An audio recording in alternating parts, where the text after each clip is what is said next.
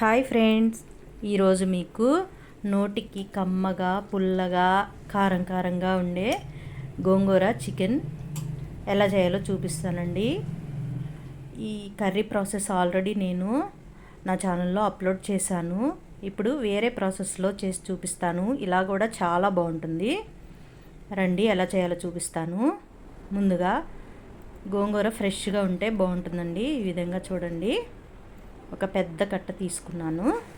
దీన్ని చక్కగా క్లీన్ చేసుకొని ఈ విధంగా ఒక గిన్నెలో వేసుకొని ఉడికించుకోండి. బాగా ఈ వాటర్ అంతా ఎగిరిపోయే వరకు చక్కగా ఉడికించుకోండి. గోంగూర చూడండి, ఈ విధంగా వాటర్ అన్నీ ఎగిరిపోయినాయి. ఇప్పుడు ఇది చక్కగా మెదుపుకొని పక్కన పెట్టుకోండి.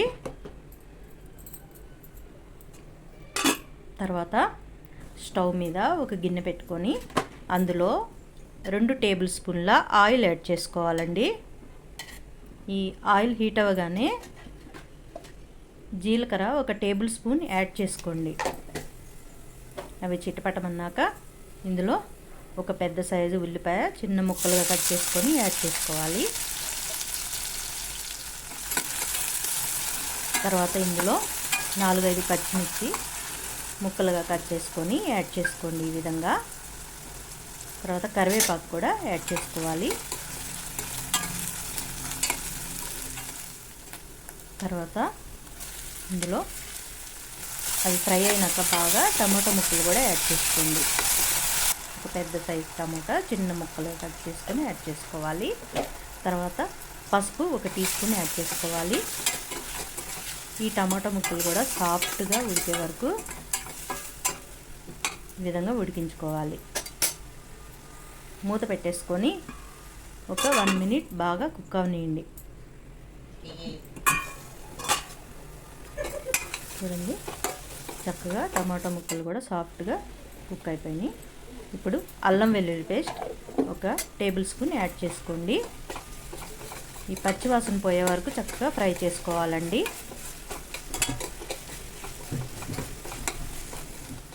చూడండి, ఫ్రై అయిపోయింది. ఇప్పుడు చికెన్ శుభ్రంగా క్లీన్ చేసుకొని సాల్ట్ వాటర్లో యాడ్ చేసుకున్నానండి. ఈ చికెన్ అంతా ఇప్పుడు ఇందులో యాడ్ చేసేసుకోండి. ఇప్పుడు రుచికి సరిపడా సాల్ట్ని కూడా యాడ్ చేసుకోవాలి. ఇదంతా ఒకసారి బాగా మిక్స్ చేసుకోండి.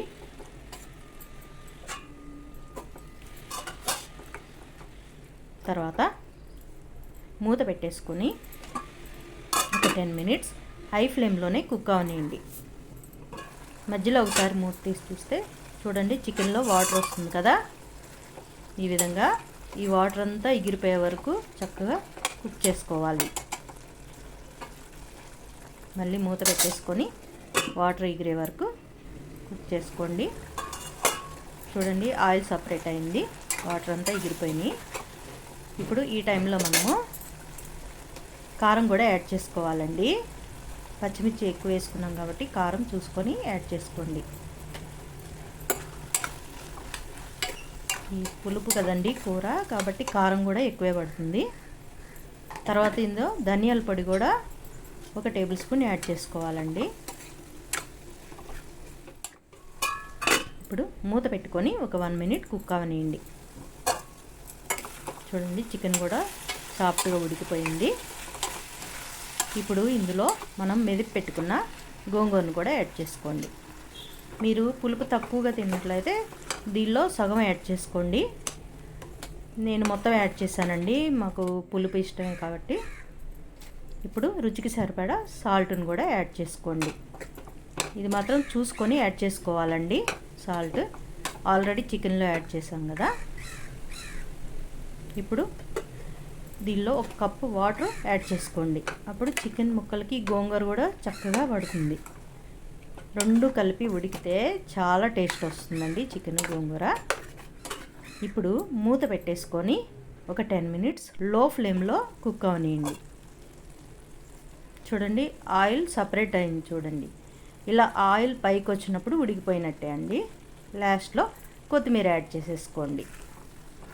అంతేనండి, వేడి వేడి గోంగూర చికెన్ రెడీ అయిపోయింది. ఇది చాలా టేస్ట్గా ఉంటుందండి. తప్పకుండా ఈ ప్రాసెస్లో కూడా ఒకసారి ట్రై చేసి పెట్టండి, అందరికీ నచ్చుతుందండి. ఓకేనా అండి? నచ్చిందా? నచ్చితే ఒక లైక్ ఇవ్వండి, నా ఛానల్ని సబ్స్క్రైబ్ చేసుకోండి, నచ్చితే షేర్ చేయండి. ఓకేనా ఫ్రెండ్స్? బాయ్.